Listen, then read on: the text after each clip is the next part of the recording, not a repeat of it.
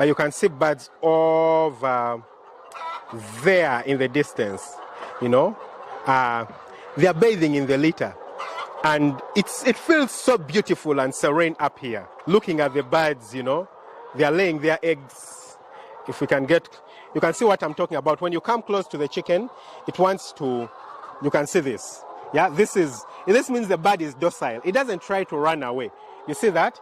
It doesn't try to run away. It tries to go down as if it's being mated. And what that means is that the bird is ready for its eggs to be fertilized.